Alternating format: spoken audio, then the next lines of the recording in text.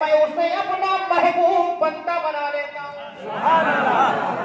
اور زور سے آواز میں اسے اپنا محبوب بندہ بنا لیتا ہوں، اور جب محبوبیت کے درجے پر فائز ہو گیا، اللہ پاک فرماتا ہے فَكُنْتُ سَمْعُهُ الَّذِي يَسْمَعُ بِهِ، اللہ پاک فرماتا ہے میں اس بندے کے کان بن جاتا ہوں، جن کانوں سے بندہ سنا کرتا ہے وہ میں اس بندے کی آنکھیں بن جاتا ہوں، جن آنکھوں سے بندہ دیکھا کرتا ہے اللہ پاک فرماتا ہے میں اس بندے کی زبان بن جاتا ہوں، جس زبان سے بندہ بولا کرتا ہے اللہ پاک فرماتا ہے میں اس بندے کا ہاتھ بن جاتا ہوں، جن ہاتھوں سے بندہ پکڑا کرتا ہے اللہ پاک فرماتا ہے میں اس بندے کا پیر بن جاتا ہوں، جن پیروں سے بندہ چلا کرتا ہے۔ کیا مطلب؟ حدیث نے ہمیں سبق دے دیا، حدیث نے بتا دیا کہ جب بندہ کثرت نوافل کی بنیاد پر رب کی بارگاہ میں محبوبیت کے درجے پر فائز ہو گیا، اللہ کا محبوب بندہ بن گیا، اللہ نے اپنا محبوب بندہ بنا لیا، تو بظاہر دنیاوی اعتبار سے کان بندے کے ہوتے ہیں، سننا خدا کا ہوتا ہے، آنکھیں بندے کی ہوتی ہیں، دیکھنا خدا کا ہوتا ہے، ہاتھ بندے کے ہوتے ہیں، پکڑنا خدا کا ہوتا ہے، پیر بندے کے ہوتے ہیں، چلنا خدا کا ہوتا ہے۔ اس طرح وہ بندہ جب محبوبیت کے درجے پر فائز ہوتا ہے تو صفات خداوندی کا مظہر عطم بن کر دنیا والوں کے سامنے صفات خداوندی کو ظاہر کرتا ہے، اور کس انداز سے ظاہر کرتا ہے؟ اے مسلمانوں ذرا ذہن کو قریب کر لو، اعتراض کرنے والے اعتراض کرتے ہیں، گمراہ کرنے والے گمراہ کرتے ہیں، ولی اللہ سے مدد نہ مانگو، ولی اللہ سے مدد مانگنا شرک ہے، یہ حدیث ہمیں سبق دے رہی ہے، حدیث بتا رہی ہے اولیاء اللہ سے مانگنا شرک نہیں بلکہ جائز ہے۔ وہ کیسے؟ بڑا عظیم سبق ہے، سبق پڑھ کر کے جاؤ، سبق یاد کر لینا۔ اللہ پاک فرماتا ہے دنیاوی اعتبار سے جب وہ بندہ میرا محبوب ہو جاتا ہے تو ہاتھ بندے کے ہوتے ہیں، پکڑنا خدا کا ہوتا ہے، آنکھیں بندے کی ہوتی ہیں، دیکھنا خدا کا ہوتا ہے، کان بندے کے ہوتے ہیں، سننا خدا کا ہوتا ہے، زبان بندے کی ہوتی ہے، بولنا خدا کا ہوتا ہے، پیر بندے کے ہوتے ہیں، چلنا خدا کا ہوتا ہے۔ اس طرح وہ صفات خداوندی کا مظہر عطم بن جاتا ہے۔ اب انہی مفہوم کو نگاہوں کے سامنے رکھو، پہنچو اولیاء اللہ کی بارگاہ میں، پہنچو بغداد معلیٰ کی دھرتی پر، پہنچو اجمیر معلیٰ کی دھرتی پر، پہنچو دیوا شریف کی دھرتی پر، پہنچو بریلی شریف کی دھرتی پر، ان اولیاء اللہ سے مدد مانگو۔ کوئی اعتراض کرے تو جواب دے دینا، یہ حدیث پڑھ کر کے سنا دینا۔ بظاہر ہاتھ بندے کے ہیں، پکڑنا خدا کا ہے، آنکھیں بندے کی ہیں، دیکھنا خدا کا ہے، کان بندے کے ہیں، سننا خدا کا ہے، زبان بندے کی ہے، بولنا خدا کا ہے، پیر بندے کے ہیں، چلنا خدا کا ہے۔ اور جب اولیاء اللہ سے ہم مانگیں گے تو چونکہ اللہ نے وہ قوت دے دی ہے، ہاتھ بندے کے ہوں گے، دینا خدا کا ہوگا۔ حدیث نے بتا دیا اولیاء اللہ سے مانگنا شرک نہیں بلکہ جائز ہے۔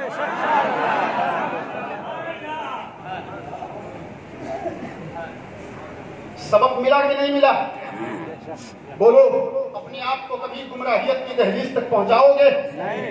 ذرا زور سے جواب دو، پہنچاؤ گے؟ نہیں پہنچاؤ گے نا۔ اب ایک بڑا عظیم سبق سن لیجیے آپ، ان سے جب ہم تعلق رکھیں گے، ان سے محبت کریں گے تو میرا فائدہ کیا ہوگا؟ میرا فائدہ کیا ہوگا؟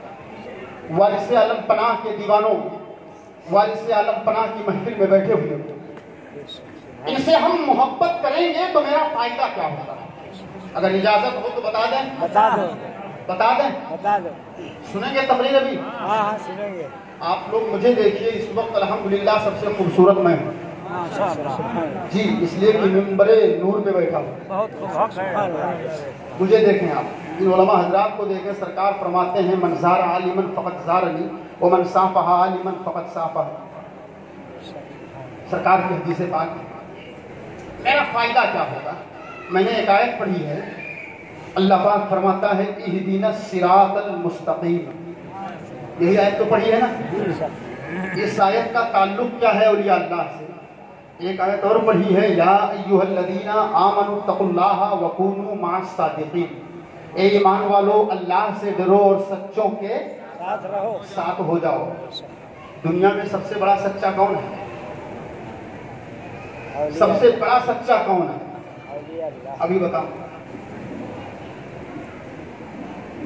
ایمان والو اللہ سے ڈرو, سچوں کے ساتھ ہو جاؤ.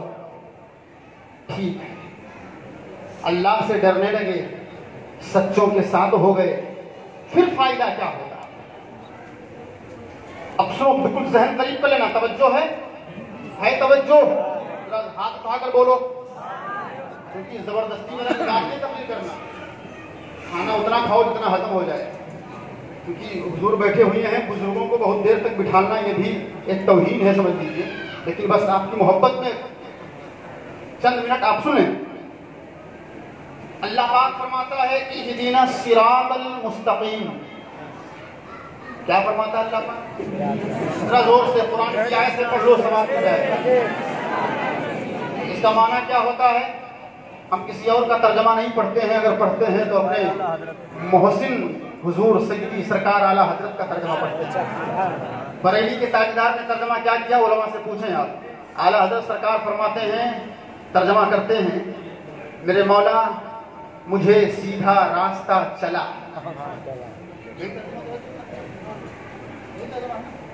اے میرے مولا مجھے سیدھا راستہ چلا.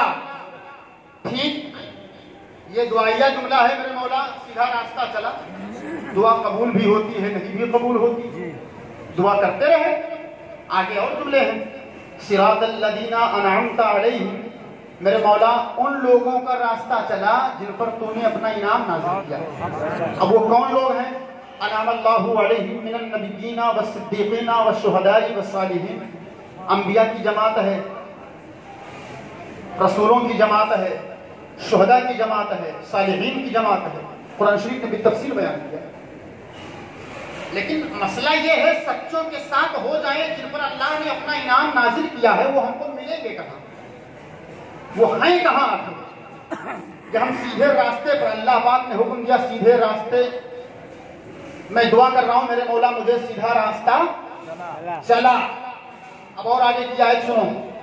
میرے مولا جب میں سیدھے راستے پر چلوں گا تو میرا فائدہ کیا ہوگا؟ جب میں سیدھے راستے پر چلوں گا تو میرا, یار ادھر مجھ کو دیکھو بھیا, ادھر ہم کو دیکھو. بہت دور سے آیا ہوں تقریر کرنے کے لیے, بہت دیر کا مہمان نہیں ہوں, چند گھنٹے آپ کے درمیان رہوں گا, اس کے بعد پھر میں اپنی منزل میں, کیونکہ ایک ہی جلسہ میرے پاس نہیں. الحمدللہ آپ کی دعا سے پورا مہینہ گزر جاتا ہے تاریخ میں. خالی اللہ کا شکر ہے. کل میں نکلوں گا یہاں سے بھی, جرول روڈ سے 15 کلومیٹر آگے گاؤں قصبے میں میری تقریر ہوگی. ہم کو نکل کے دوپہر میں پھر وہاں پہنچ کے تقریر کرنا ہے, پھر پرسوں صبح ہم کو اپنا مدرسہ بھی دیکھنا ہے. تو سنیں, توجہ سے سنیں, بڑی قیمتی گفتگو کرنے جا رہا ہوں. میرے مولا جب میں سیدھے راستے پر چلوں گا میرا فائدہ کیا ہوگا؟ اللہ وحدہ لا شریک فرماتا ہے وَأَنَّ هَذَا صِرَاطِي مُسْتَقِيمًا فَاتَّبِعُوهُ.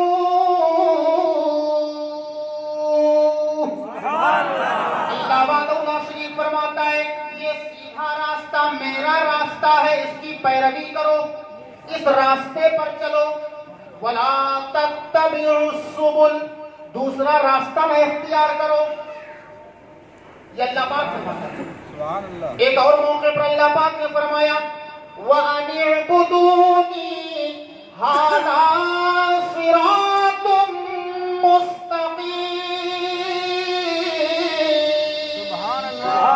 تو میرے بندوں میری عبادت کرو اور سیدھے راستے پر یعنی صراط مستقیم پر چلو.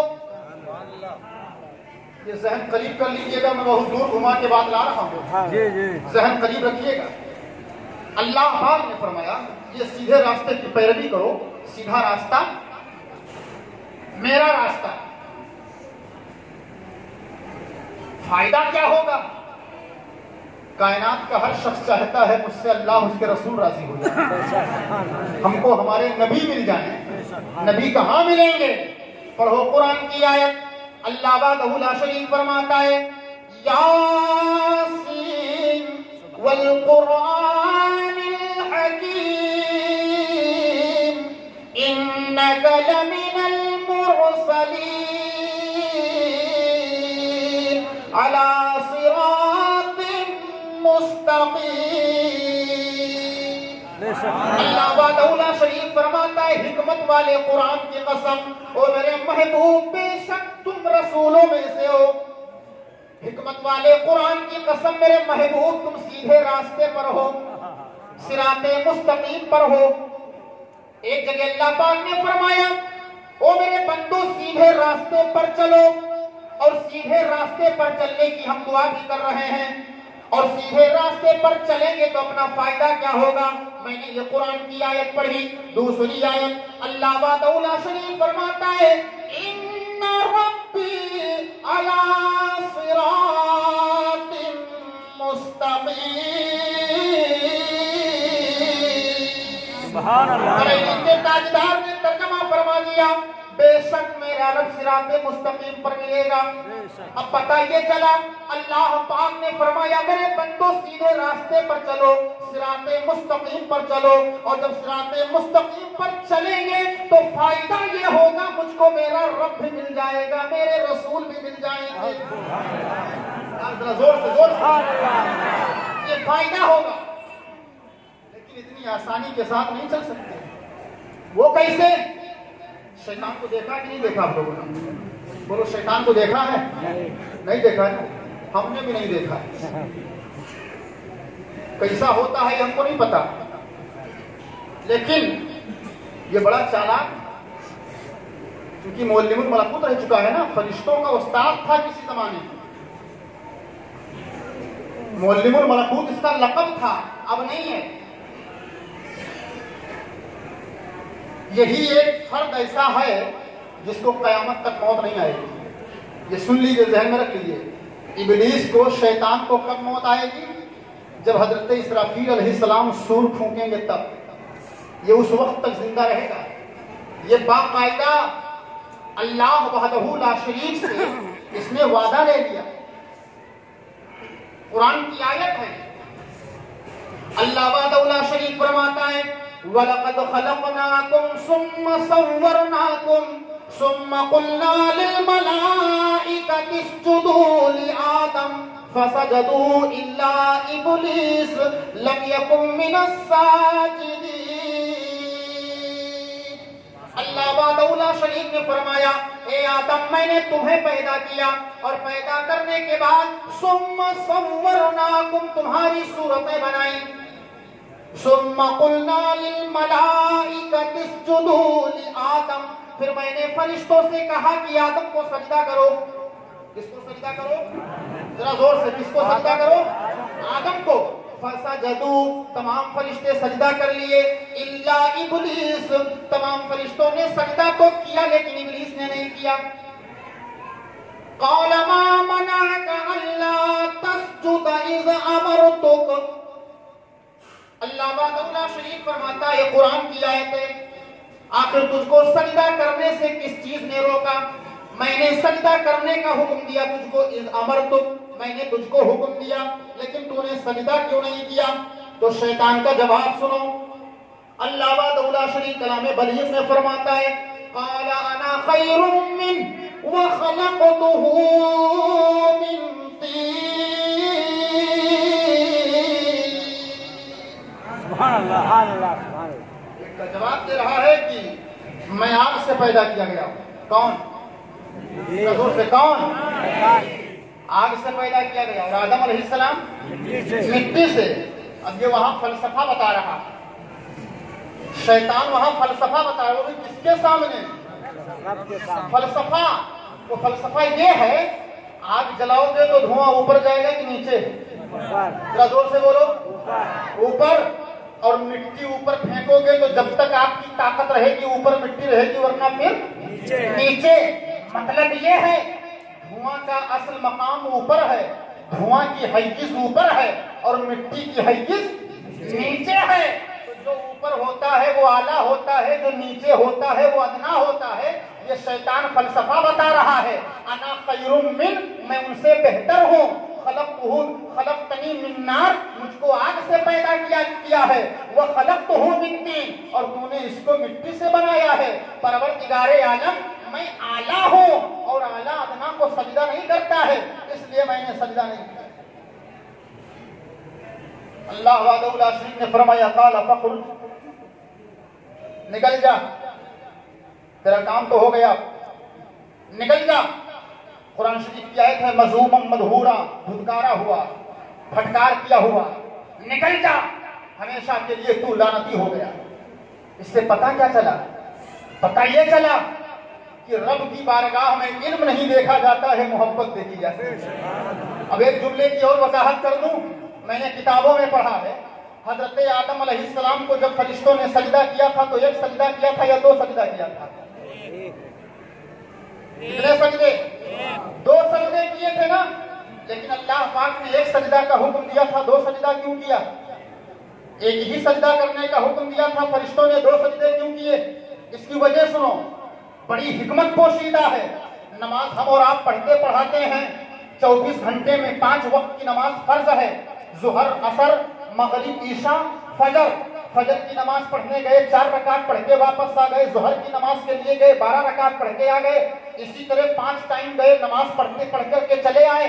لیکن کبھی آپ نے سوچا کہ نماز میں جو ارکان ہیں، جب ہم حالت قیام میں ہوتے ہیں قرآن کی تلاوت کرتے ہیں، جب ہم رکوع میں جاتے ہیں رب کی تسبیح و تحلیل کا اعلان کرتے ہیں، جب ہم سجدے میں جاتے ہیں رب کی تسبیح بیان کرتے ہیں، نماز کی حالت میں جو حکم رکوع کا ہے وہی حکم سجدے کا ہے، جو چیز رکوع میں پڑھی جاتی ہے وہی چیز سجدے میں بھی پڑھ سکتے ہو۔ لیکن کبھی آپ نے سوچا ایک رکعت میں رکوع ایک ہے لیکن سجدہ دو کیوں کیا جاتا ہے؟ جب رکوع ایک ہے تو ایک سجدہ بھی ہونا چاہیے، اگر 2 سجدہ ہو گیا تھا تو 2 رکوع ہونا چاہیے۔ جو حکم رکوع کا ہے وہی حکم سجدے کا ہے، لیکن ادائیگی میں طریقے الگ الگ ہیں۔ ایک رکعت میں ایک ہی رکوع کرنے کا حکم ہے، 2 سجدے کرنے کا حکم ہے، لیکن ایک رکوع اور 2 سجدہ کیوں؟ اگر 2 سجدہ تھا تو 2 رکوع، یا ایک رکوع تھا تو ایک سجدہ ہونا چاہیے۔ عقل تو یہی چاہ رہی ہے، لیکن نہیں۔ جواب سنو مسلمانوں، اللہ پاک نے جب فرشتوں سے فرمایا آدم کو سجدہ کرو، ایک سجدہ کرنے کا حکم دیا تھا، فرشتے سجدے میں چلے گئے۔ جب سجدے سے سر کو اٹھایا تو کیا دیکھ رہے ہیں؟ سارے فرشتے سجدے میں چلے گئے، لیکن ایک ابلیس ہے جو اکڑ کے کھڑا رہا، سجدہ نہیں کیا، سجدے سے اس نے انکار کر دیا، سجدے سے چڑھ گیا۔ سجدے سے چڑھ ہے تو فرشتوں نے ایک سجدہ کیا تھا رب کے حکم کی بنیاد پر، دوسرا سجدہ کیا تھا شیطان کو چڑھانے کے لیے۔ قاعدہ بن گیا کہ جو میرے نبی کی بارگاہ کا گستاخ ہو اس کو چڑھانا یہ گناہ نہیں ہے، فرشتوں کی سنت۔ ایک رکعت میں 2 سجدہ کیا جاتا ہے۔ جب یہ پھٹکار دیا گیا شیطان تو اس نے کہا پروردگار عالم اب تمہیں تو لعنتی ہو ہی گیا، لیکن ایک چھوٹی سی فرمائش۔ اللہ پاک نے فرمایا کون سی فرمائش؟ بول۔